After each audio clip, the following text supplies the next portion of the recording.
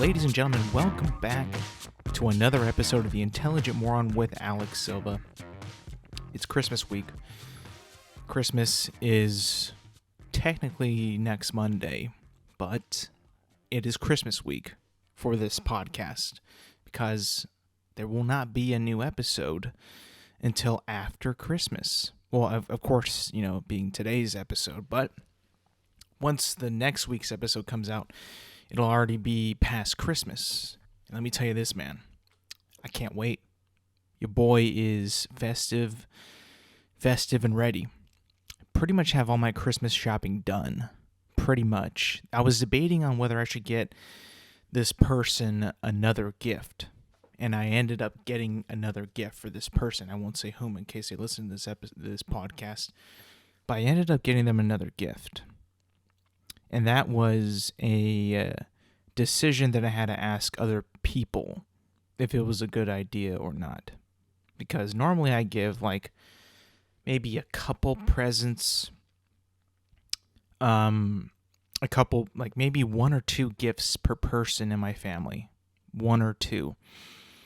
And this person, I gave them 3 gifts. 3 presents for this person in my family. And I wasn't really sure if it was just because of the goodness of my heart. Was I feeling super gracious? I don't know. But it wasn't fully my decision, like I said. I had asked other people and they were like, "Yeah, just get it. Might as well. It would be nice if you got it." So I ended up getting it. And I kind of feel like I might have spent a little too much money on this person. Maybe a little too much money. You ever get that feeling where you're buying gifts, it's the season, the time of year, it's getting closer and closer. You think to yourself, just like every day, what if I got this person one more thing? Or maybe this instead of that. Or shell out this much money for a big gift, I have been guilty of that happening to me throughout the season. That's been happening to me constantly. Where I feel like I've done too much, don't do enough, or I do the right amount. For this person in particular, I feel like I did a lot. But I feel like once Christmas Day comes, it'll be, I will feel like I did a good thing, a good deed. And that's really what matters, right? That's really what matters. Despite that, Christmas shopping is pretty much done. I am a part of 2 Secret Santas, which is kind of putting me in a stump right now, kind of stumping me on what I need to get these people. If you're listening to this podcast and you're a part of that Secret Santa, the jig is up. I have not gotten the gift yet. At the time of this recording, I am still thinking on what I could get this person for a Secret Santa. Now, typically, these people that was chosen for me for Secret Santa, or that I chose actually, or I guess it was randomly chosen. I feel like I know them pretty well, but still, I want to make their Secret Santa gift pretty memorable. I don't want to go super jokey. I feel like that's not a really good gift. I think if you do get something very jokey, it's got to be a very, very, very long-lasting joke that the person will remember years and years and years in the future. It can't just be a one and done, a week's worth of jokes, and that's your gift. The gift has to be an accommodation of I feel like your life that you've known that person, and you've been able to keep that joke alive for this many years. And on the other hand, my other Secret Santa is at work, which I don't really know the people that well. Of course, they're my coworkers, and we talk about, work and stuff, and of course other things as well. But I don't necessarily think that I know them that well. that well enough for me to be like, oh, I know exactly what this guy wants or what this girl wants. I know exactly what to get them. Now I'm kind of like, for this other person, like on the fence. Like there's a couple things that I know that they like that I think would be a good gift. The minimum amount that you have to spend is $30. $30 worth of thought. Thought and, you know, just like hopefully you can get them a good gift for $30. Now, when I hear $30 minimum, when I heard it for the first time, I was thinking like, oh, what about a $30 gift card to somewhere, something, that's always a nice play. If you don't know the person that well, which, I don't really know them that well. I know them pretty well, but not like super well, like the one that I'm with my friends when I know this guy more well. But of course, I'm not at that point where I've had the friendship with this other guy for that long. I barely known this guy for a couple years, and then we're in the Secret Santa together. But now that the time is ticking down, the pressure is really on. It's on your boy. I think we all have that. This happen year after year, at least with me, where you put it off, you'll look at it later, you'll figure out like what you're going to get that person in a couple weeks max, right? You think, oh, in a week I'll get the gift. In a week, weeks go by. This Secret Santa, I'm pretty sure, was scheduled or was conceptualized. The one with my friends, at least, was conceptualized, I believe, in October, and it's now about to be Christmas. And I'm like, oh, I don't know. I have no idea what to get this person. I got a few ideas that might be good, but not really to my standards. Like, I want to be a good gift giver. But that's always been like my Achilles heel when it comes to friendship. Like, I'm not the best at giving gifts. Like, my brain does not work in terms of like getting someone a gift that represents them and my friendship whatsoever. Really doesn't. It's hard. It's hard for me to do that. It's hard for me to find the right thing. And of course, I know there's other people that are in the Secret Santa with my friends that, of course, they got their gift, dare I say, a month ago. I'm like, are you kidding me, bro? You got it a month ago? You knew back then that what you wanted to get this person? And from what it sounds like a very, very, very thoughtful gift. It's unbelievable. Like, my brain does not work to that capacity. I wish it did, but it didn't. It doesn't. It currently does not work to that capacity. It's a shame. It's a damn shame. And I don't want to go gift card. I really, really, really don't want to go gift card. If I go gift card, man, I'm going to be getting some looks at me as they open the gift, and then you got to admit who got the gift, and I'm going to say it was me, and then I know I'm going to get laughed at. I might not even just get laughed at, but I might begin like, are you, this is the worst person to ever exist? I might be getting nominations for that. I don't think that I would be able to handle that kind of scrutiny and that kind of, just like hatred. I feel like some people might actually wind up really disliking me at that point. And, that's kind of like what I want to avoid. I don't want that because there's so many people that are in my friend group that will jump on me for if they saw, if I ended up with a shitty gift, with a terrible, like top 10 worst gifts of all time.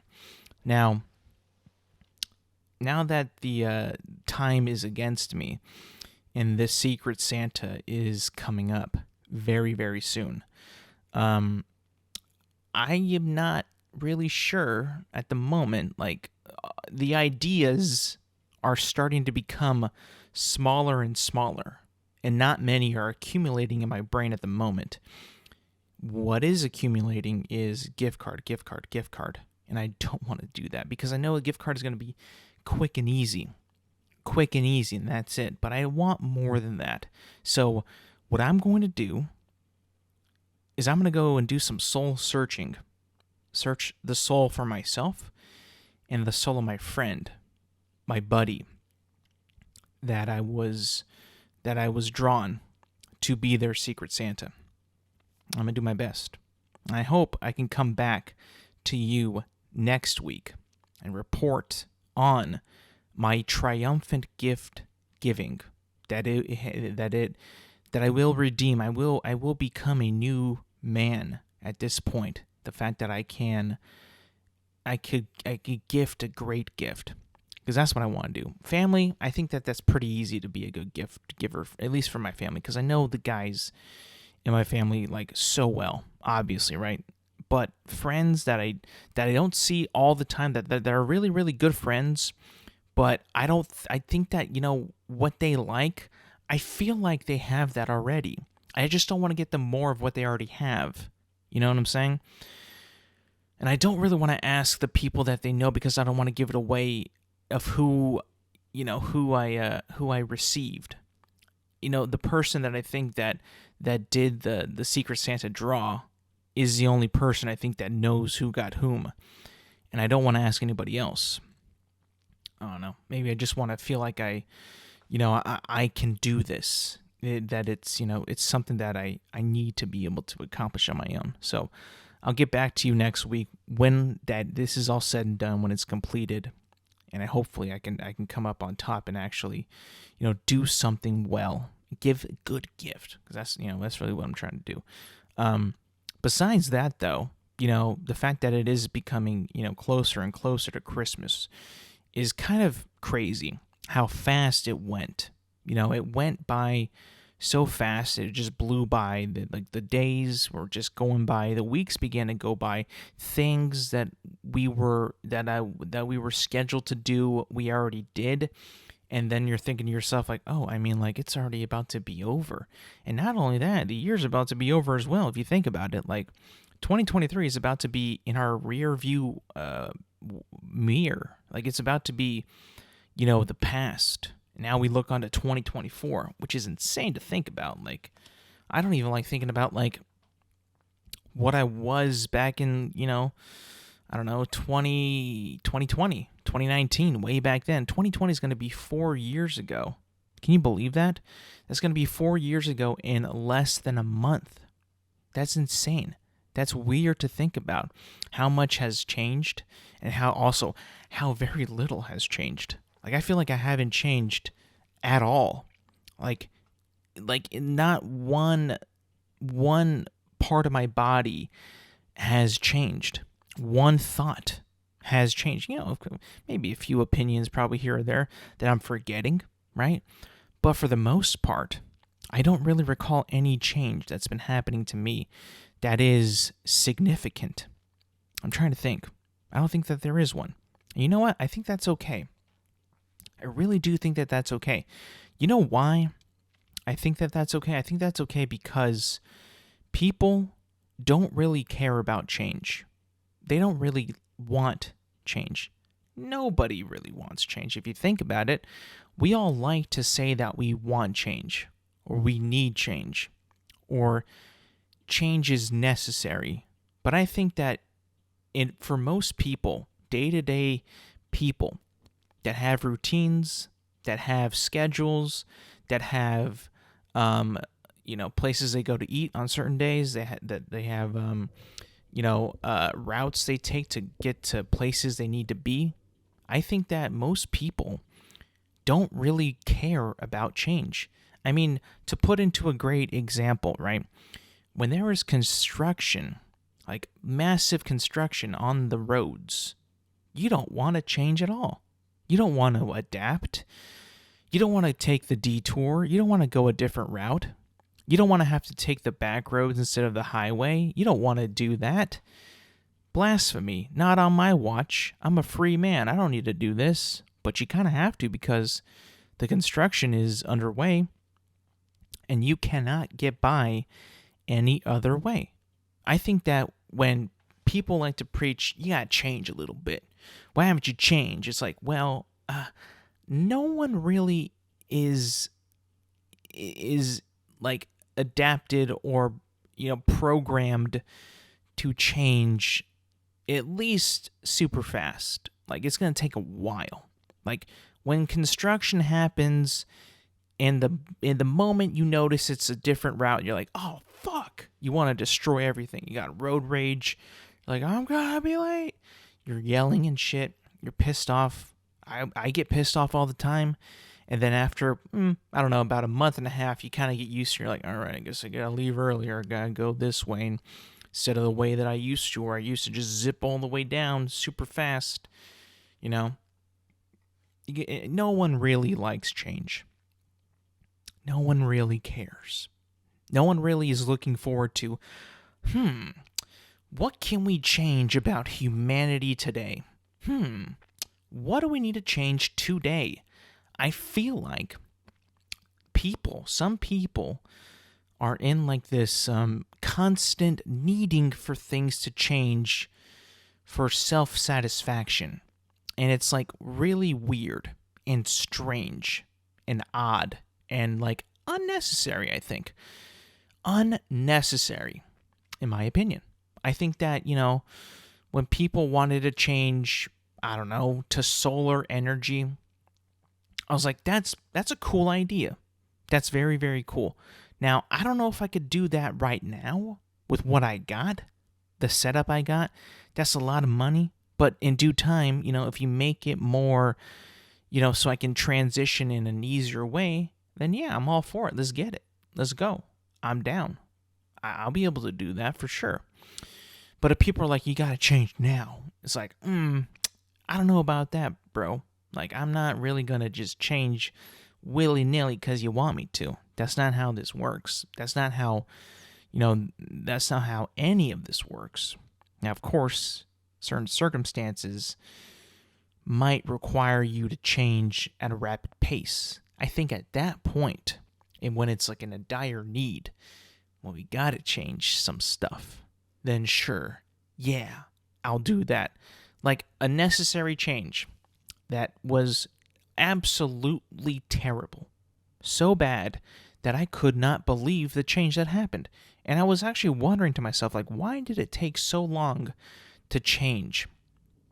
And that it changed so abruptly that I had to actually spend some money in order to change because the change was so forced. Remember when, well, actually this year, this is a good point. This year, Apple released the iPhone 15 Pros and Pro Maxes, and they came with the USB Type-C charging port on the phone. What does that have to do? What does that do? That essentially forced any person out there to change their cords and change their adapters and change maybe their wired headphones, or actually change their wired headphones if they had lightning or audio jack with a lightning adapter. They had to change within a blink of an eye, and nobody liked that. It was not a good thing. I, for one, am kind of, following up on this stuff, and I know because I bought the iPhone 14 Pro Max the previous year that I knew that, change is coming. Like, they even just got rid of the old USB Type-A charging block, so I had to buy a USB Type-C block and a USB Type-C to Lightning cord just so I could charge my new device. Because also, another thing that they changed abruptly, they no longer give you a charging adapter with your new iPhones. That is completely taken out.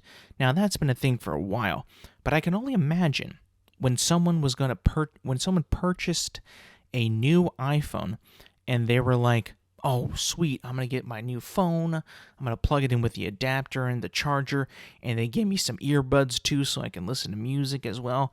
Well, I hate to tell you this, but 3 of those things are no longer there. or two of those things are no longer there. The only thing that's there is now the charging cord. Sooner or later, I can only imagine this is going to happen.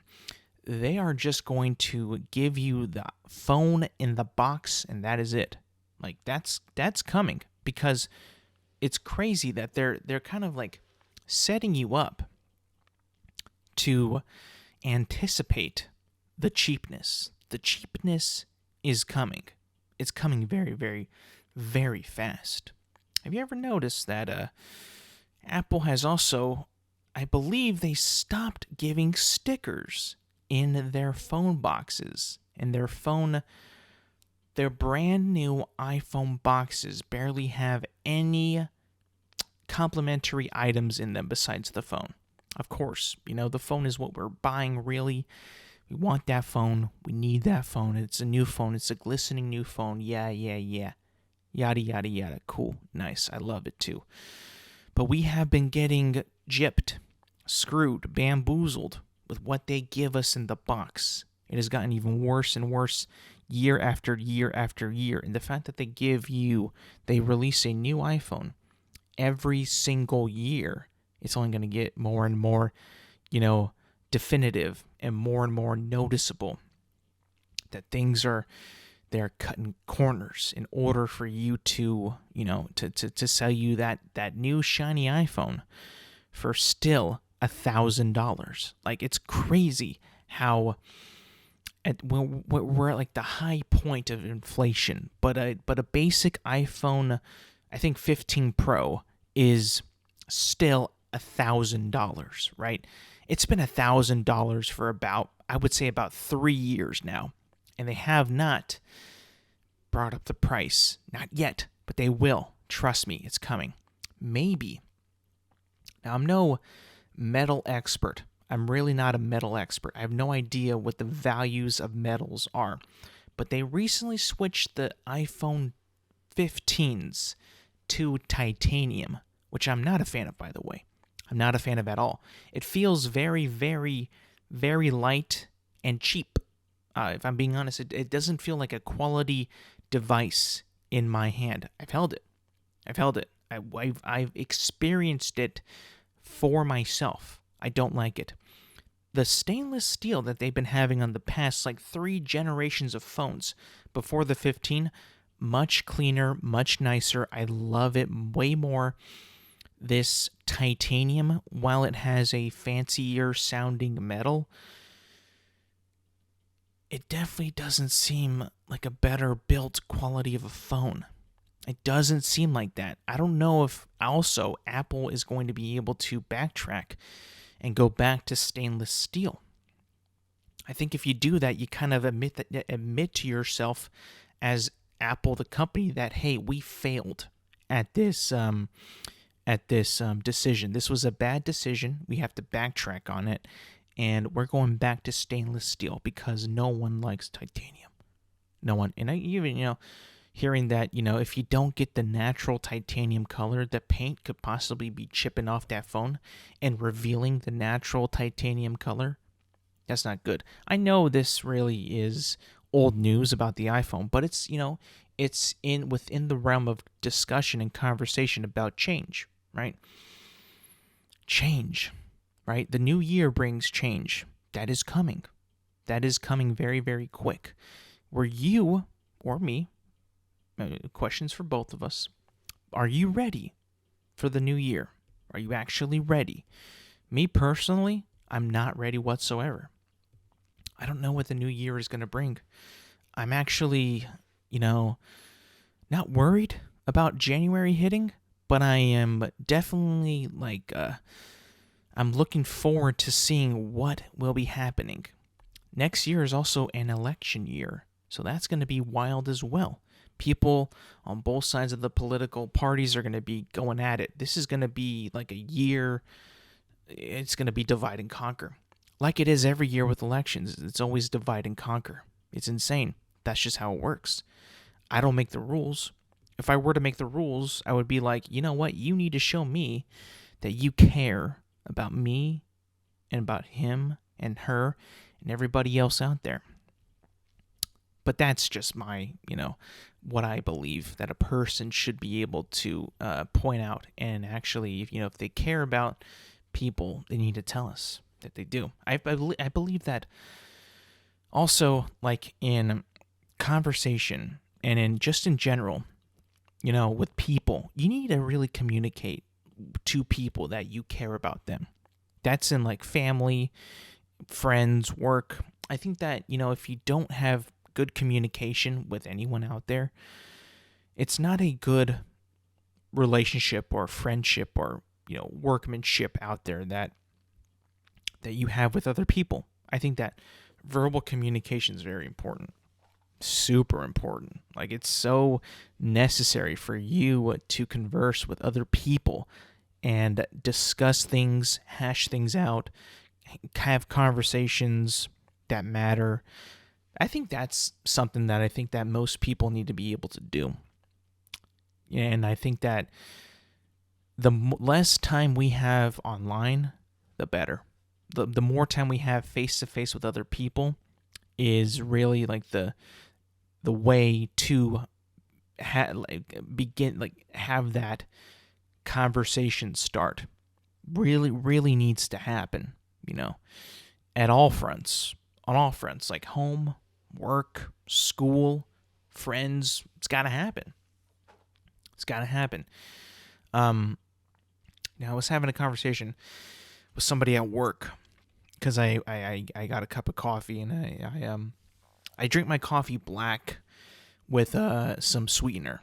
Not a whole lot, just a little bit of sweetener, but mainly black. And this person saw my cup of coffee, and they were not too pleased about it. They were not pleased. They were like, "What are you doing?"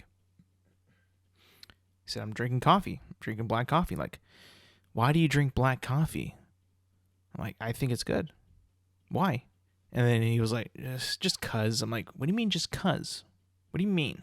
You don't like it? You just say you don't like it. Or you've had it and you're like, you don't like it." To me, that kind of was like, that actually made me think about something. It made me think about, like, what do you think we were drinking coffee with, like, back in the day? Before the invention of creamer, or even, like, the thought of putting, like, I don't know, like, milk or something in your coffee, which is not a good thing. You shouldn't do. You should not be putting milk in your coffee. I've had some bad experiences with that. I'll be honest. Some very, very, very bad experiences. It burns the milk. I don't know if you've ever done this before, but if you pour milk into your hot coffee, it'll make your coffee taste like shit. Like, it's not good. You shouldn't be doing that. Creamer was invented because it has the capabilities to be poured into hot coffee and not burn. Whatever they put in it has, like, the ability to withstand the hottest cups of coffee and not, like, make it taste terrible, right? But, like, what do you think that they were drinking coffee with back then, before they even thought of putting sugar in coffee? Like, I think most people forget that coffee has a taste, right? And we can't, like, be putting sugars and syrup and flakes and all that stuff in it to make it taste less like coffee. I think that when people do that, it's sacrilegious. It's not good. You got to keep coffee. If you don't want coffee, right? If you're getting a double caramel, extra caramel venti frappuccino with extra whipped cream, you might as well just go get a goddamn milkshake at that point. Like, why get a frappuccino? It doesn't even have that much caffeine in it to begin with, and you're just gonna dilute it with sugar. Like, it's pretty insane. It's crazy. Like, how much people go to the extent to technically drink coffee, but make it less like coffee as they possibly can. It's pretty insane. And back to Christmas for a second. I like to drink hot cocoa during Christmas. I think that it's a pretty nice touch to a night in December. A nice cup of hot chocolate, hot cocoa, whatever you want to call it. I call it hot chocolate. I'm a big Swiss Miss guy. Swiss Miss is hot chocolate. is hot cocoa. There is nothing better than Swiss Miss. I've tried Hershey's, I've tried Abuelitas, I've tried Nesquik. Swiss Miss is the way to go. I've tried these other like fancy hot chocolates that barely taste like chocolate. Let me tell you this. Swiss Miss, man, is the GOAT when it comes to hot chocolate. There is not a product on earth that has come close to the taste of Swiss Miss. Now, I don't know if it's possible because maybe Swiss Miss is using not that much chocolate but a whole lot of chemicals, and everyone else is trying to use chocolate and make it taste as best as it can. That could be a thing. I'm not too sure, but I just gotta say, when you pour a hot cup of Swiss Miss on a chilly night and in the middle of December, oh my God, it hits different.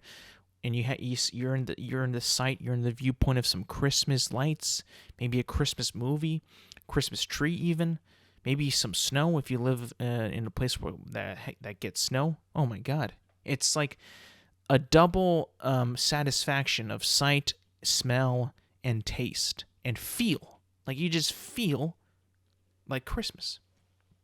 It's insane. And I gotta be honest.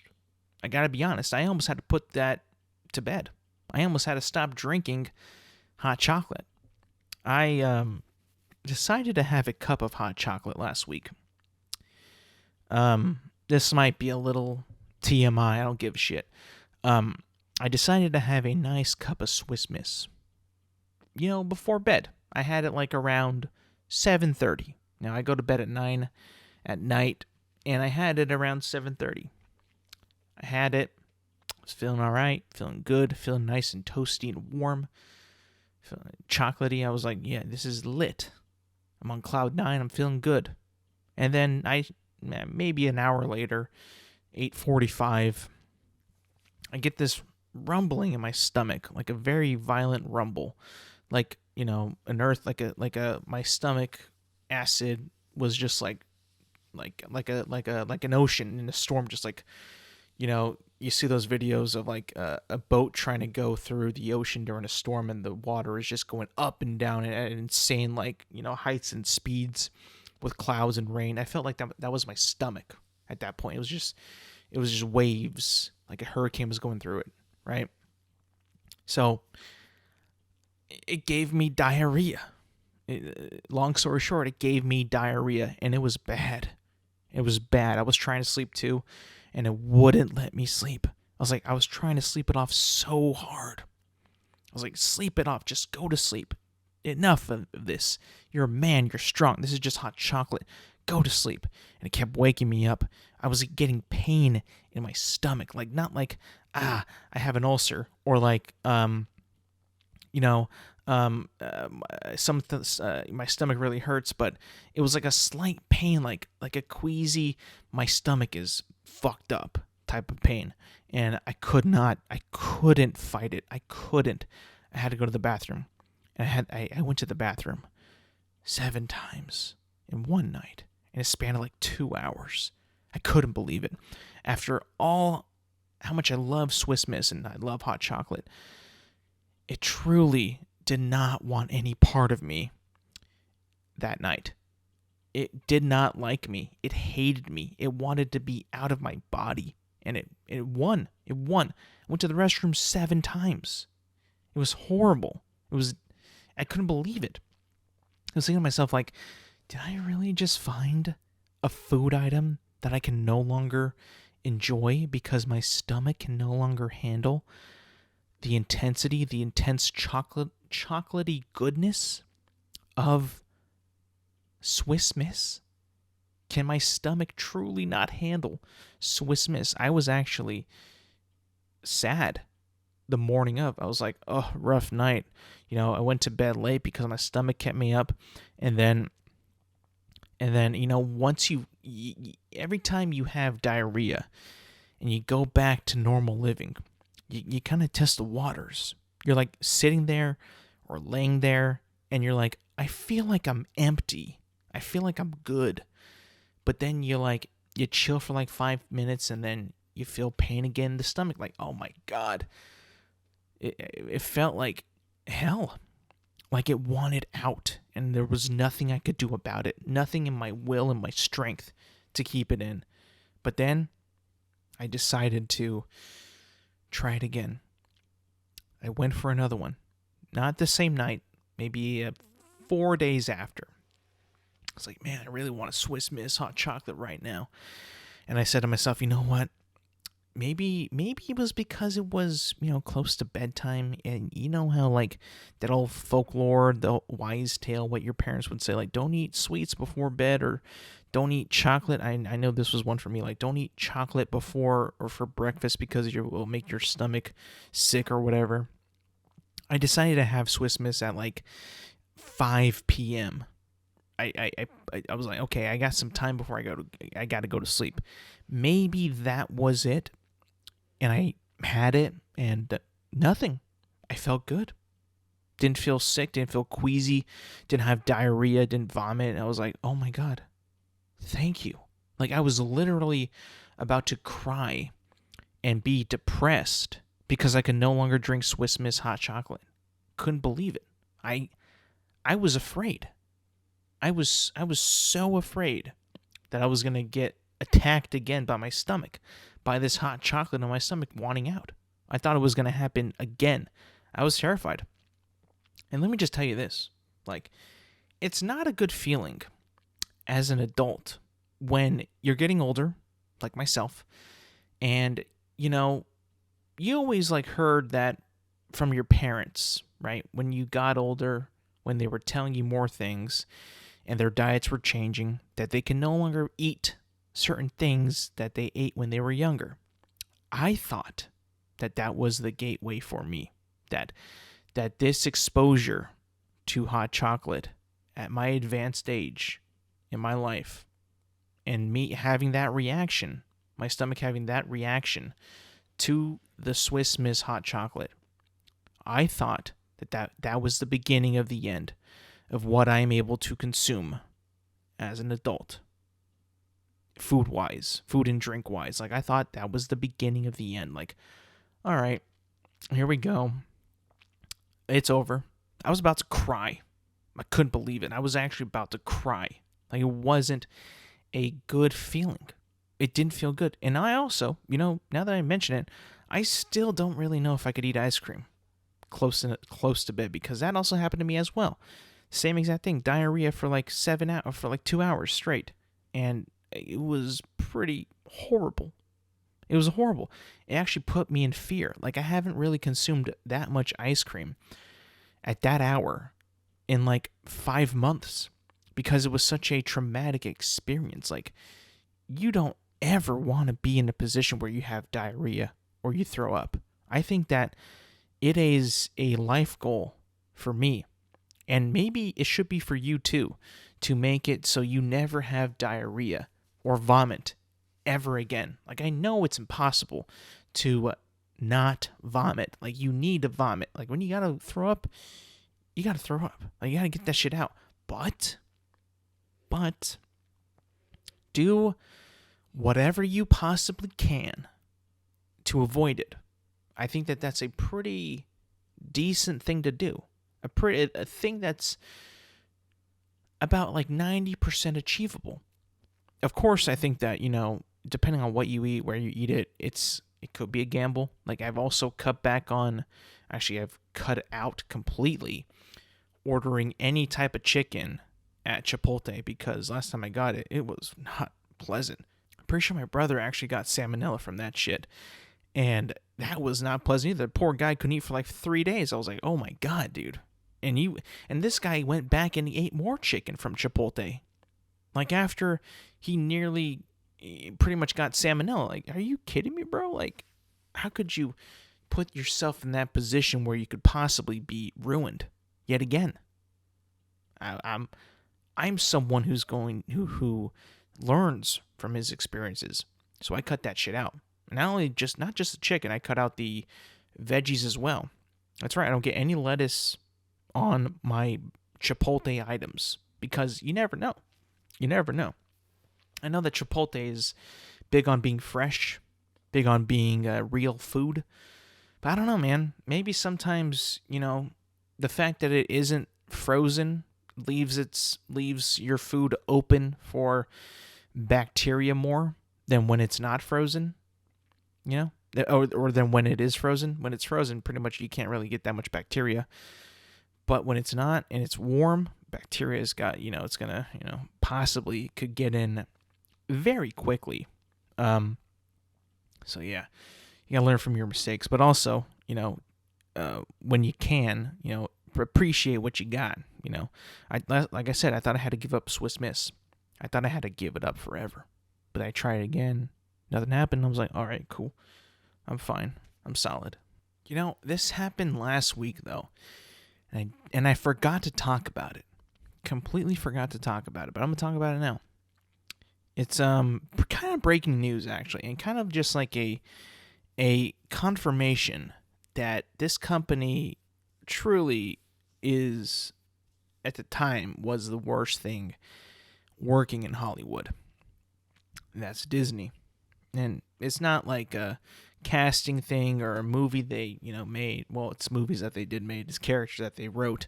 But Adam Driver stated in an interview if he was aware that Ben Solo, Kylo Ren, his character in the sequel trilogy of Star Wars, if he knew that his character was going to be redeemed back into Ben Solo in that trilogy.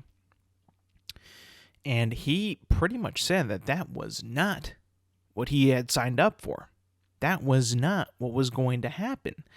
He said that Kylo Ren was already conflicted in Episode 7 about being in the dark side and being a part of the dark side and being a bad boy, being a bad guy, which he was. If you watch the movie, he was conflicted. He was, he wasn't really committed fully.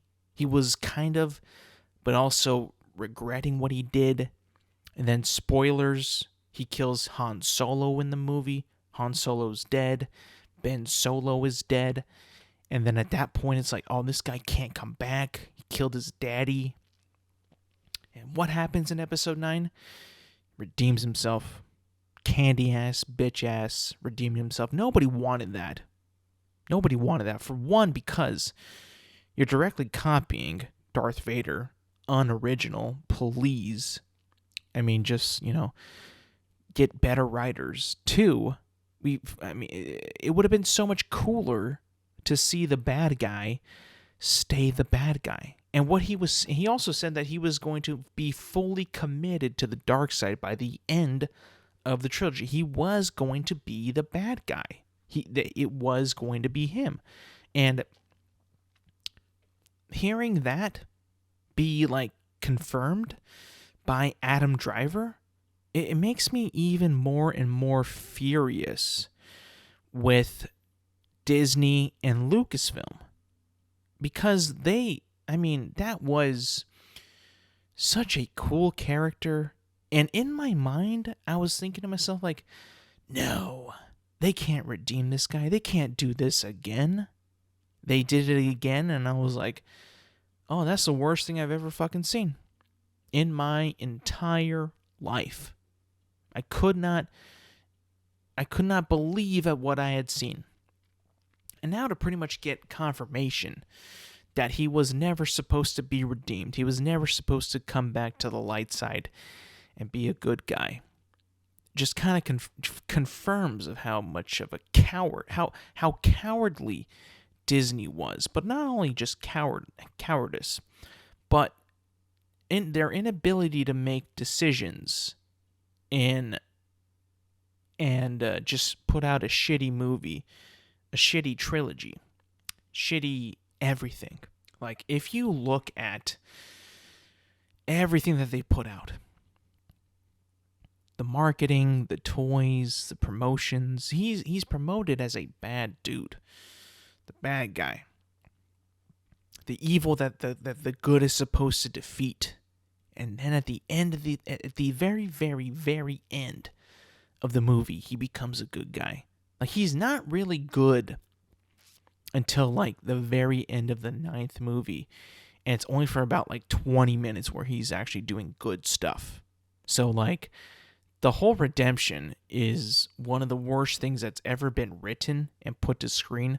Like, the redemption of Kylo Ren will be known as one of the biggest cinematic failures in storytelling that's ever been put on the big screen. That was ever greenlit.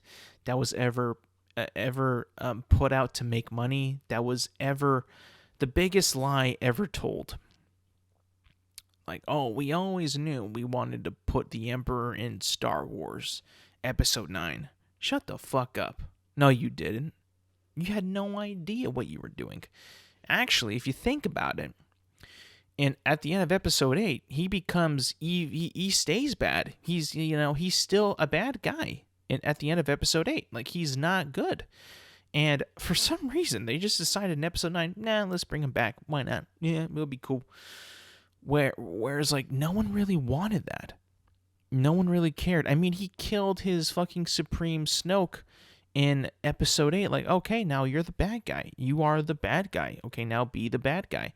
And he's like, no, I'm gonna go kiss Rey and I'm gonna be the good guy. Like, oh my God. Cringe. You can't really defend those movies anymore.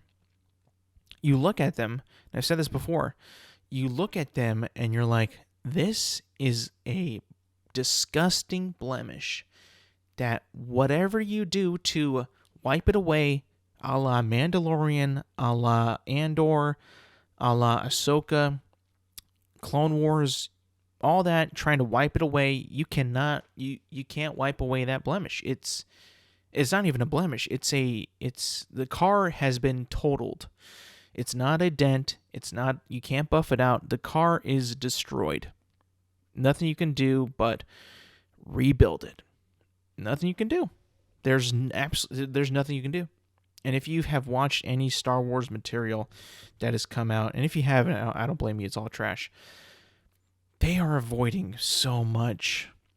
They are avoiding to even step back into that time period in Star Wars. Like, they are, honestly, truly, like, I think that if Lucasfilm, if depending on like how good the DCU is by James Gunn, like James Gunn's new DC universe, if that's actually a success and that makes money, then I think that Star Wars might do like a universe reset a la Flash.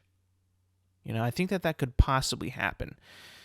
If all goes well with DC and they become profitable and they become popular and people actually like their stuff, I don't doubt that Lucasfilm will toy or at least put that idea out there. Like, hey, how about we create an event where Rey goes and talks to Yoda. They go into a portal, they pull a lever, and they erase everything that happened after Episode 6. That way we have a fresh, clean start, and we could do pretty much anything we want ever again. Like, that could be a possibility. That was my phone, sorry. That could be something that would, I think, be, for one, good, but also, like, that's going to take, like, so much time to happen, I think, to be even put into motion. Like, I wouldn't even care at that point. Like, I'm a 30-year-old man. I don't really care that much about Star Wars anymore. And, like, let's be honest. The young kids don't care about Star Wars either. They don't care. All they care about is Marvel. Well, I don't know about that anymore. That might be out the drain too, but, like, they don't care about Star Wars. Star Wars is important to the people that grew up with it, that saw it from the beginning, whether you are original trilogy kid, a prequel kid, a sequel kid, but I mean, those sequel kids, man, I don't know if they'll be able to hold on to their trilogy. I'll be honest. I think if they watch it again, they'll be like, oh, this is shit. That could be a possibility. I don't know. They got to be careful, though. And I don't know if they really have much room to fuck up anymore, if I'll be honest. But that whole story of him essentially being, being told, like, you're going to be the bad guy. You are the bad guy. There's no redemption for you. You will become evil all over again. And then he's like, oh, you're being redeemed, actually. You're being redeemed. Like, oh my God. Like, I'm pretty sure anyone who saw that fucking movie, Episode 9, nobody liked that. No one did. I mean, I couldn't believe, like, how many, like, sighs and chuckles were, like, at these big monumental moments. Like, when he turns good, or when, she force heals a snake or whatever the fuck. And, you're Ray Palpatine. All these moments that they thought were going to be iconic, that they thought were going to be good, that they thought would be, that would withstand the test of time of monumental storytelling in one of the greatest universes ever created, are just laughing stocks. Like, no one cares. It's laughable. People were laughing at the end of this film, how it ended. It was terrible. So bad. Other movie news. It has come to my attention that the actor who plays King the Conqueror, Jonathan Majors, has been found guilty of the bad things that he has done, which I'm not really sure what it is, but it ain't good. And that Marvel Studios has dropped the actor who was going to be Kang the Conqueror.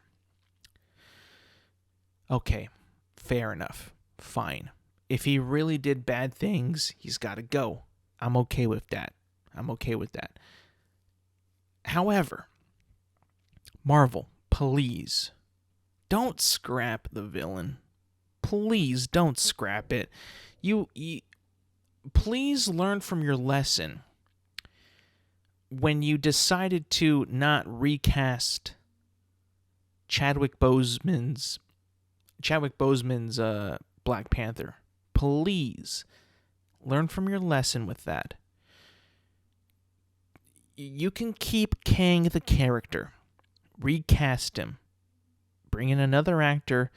No one, I think, would care. Okay? I know that you wanted Jonathan Majors to be the guy. Please recast. I think if you just wipe everything that you've been focusing on, there's no way that your stuff that you hashed together as an emergency plan is going to be any good than what you got. And what you got is not very good, let's be honest. But if you're going to be, DEFCON 1 and redo everything, make it so, it was never going to be King, it was going to be this guy or that guy, I think that's going to be even worse than what you got now, or what you got planned right now. Like, just recast him. That would save you so much trouble. That would save you. That would be weight lifted off your shoulders, and you know that. Come on, you recasted Rhodey after Iron Man 1, right? You could do it again. You haven't done that in forever. I don't understand. What is preventing them from not recasting Jonathan Majors? He's been in 2 movies, a TV show, maybe some cameos here and there. He isn't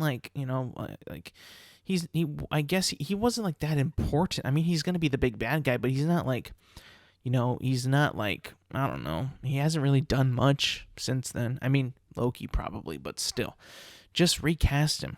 There's no issue in recasting. There's no shame in recasting, right? I think you got to put your best stuff out there. And I think that if you recast and change up your entire story arc and everything, that's not your best stuff out there. I think, me personally, that's not going to be your best stuff out there. You know it. I know it. Come on. Right? Learn from your mistakes. This is not something that you want to change right now, unless you really are confident in what you got and you had a backup plan brewing for like the past like what 5 months since he was like convicted or whatever. But I don't know if they have the brain power, the writing talent to whip up a whole new story that doesn't have this guy. That everything that they've been building up to, everything that that's been before, will just change and essentially make everything that came in the past irrelevant. When all you gotta do is cast a different guy to play King the Conqueror. You're not breaking anyone's lore, okay? You're not breaking anybody's head canon of what this dude is. No, it's not this dude. We're not going to get confused. If you cast, let's just say who could play Kang? Who could replace Jonathan Majors? I've heard, rumblings of Denzel Washington, right? If you recast Kang the Conqueror with Denzel Washington, no one's going to be like, oh, is that a new Kang? Is that a new one? Is he a different Kang? Is he from a different... Like, we don't give a shit.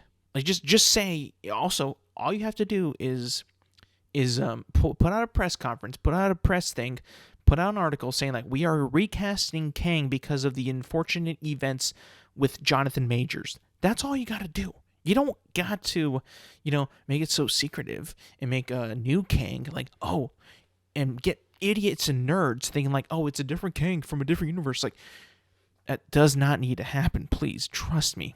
That's some silly bullshit that you can completely avoid. And a backup plan that you could also completely avoid if you just recast the character. There's no...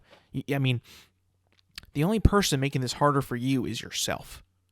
Because you've done it in the past. You didn't have a problem with recasting Bruce Banner either. It was going to be Edward Norton, and you put in that fucko Mark Ruffalo. You had no problem with putting in Mark Fuccolo. It was easy for you to do it then. Easy for you to put in Don Cheadle instead of Terrence Howard. But now, it feels like, I don't know. With the track record, I get it. You wanted to pay homage to Chadwick Boseman. But unfortunately, the story in that film is kind of shit. And I feel like if he's in it, if you have the Black Panther in it, it's an infinitely better film. You had that chance. I understand that he passed away and it was tragic and that was his role, right? But also, like, I don't know. You gotta just recast. You have to. Do what's best for the story. Do what's best for the story. I get it. People got their feelings. People are emotional, right? You're so attached to them. But no one was going to be like, they are disrespecting Chadwick. No one's going to say that. Come on. For real? No. God. Give me a break. I'm being too soft here. But for real, recast Jonathan Majors. You don't need to completely scrap your entire project just because this guy is no longer going to be a part of your film, your universe, your Avengers films. Come on. Enough's enough. Last thing I want to talk about. Very last thing. I cracked. But I didn't crack fully.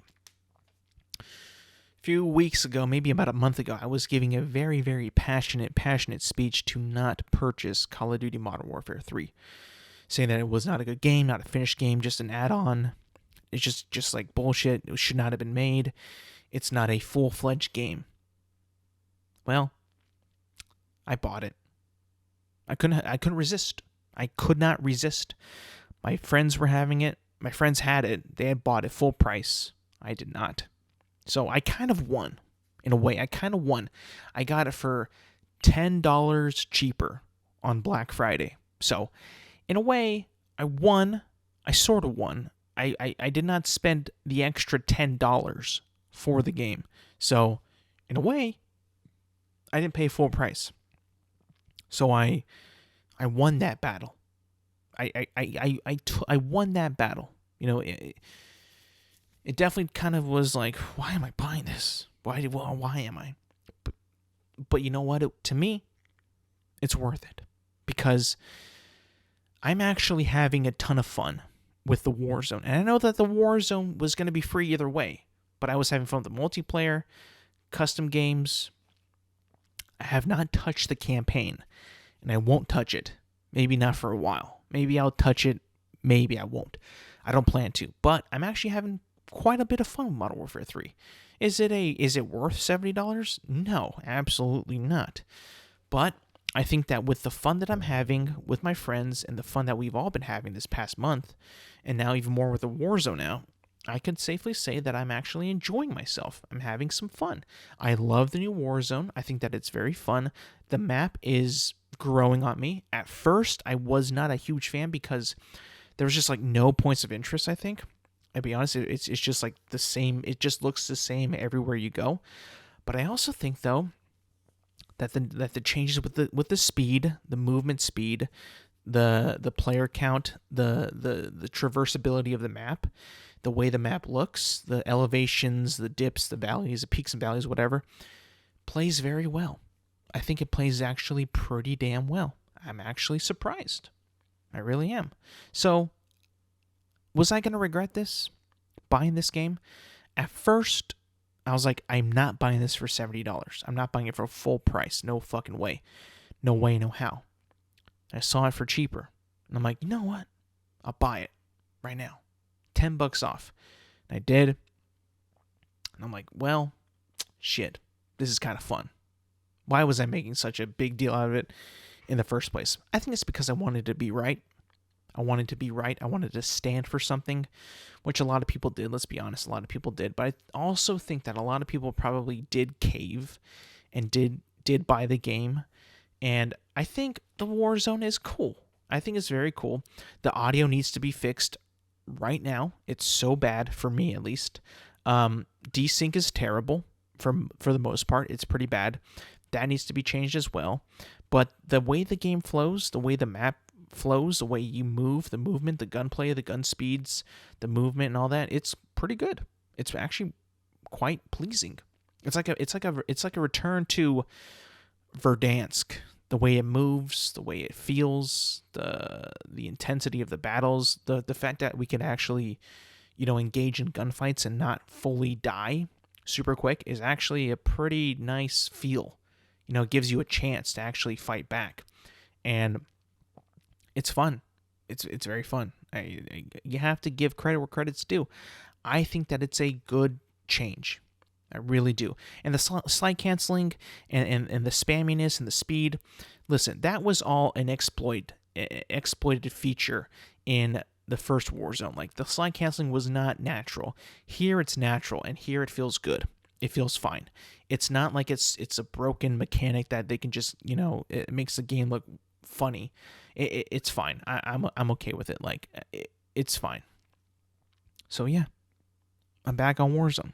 And you know what is also good? My friends are back on Warzone. My friends were not playing Warzone 2. They did not want to play it. They want to play this, and so do I. And it's like, yeah, we're back. We are back. Feels great. Feels awesome. All right, everybody, that's going to be it for me today. Thank you for listening. Thank you for watching. Remember, you can find this podcast on Apple Podcasts, Spotify, and YouTube at Intelligent Moron with Alex Silva. New episodes drop every Thursday morning. Make sure to like, subscribe, rate, review, and do all that good stuff. And yeah, I won't see you guys until after Christmas. So yeah, have a good one. Have a Merry Christmas. And yeah, thank you for listening. Thank you for watching. And I will see you guys next week.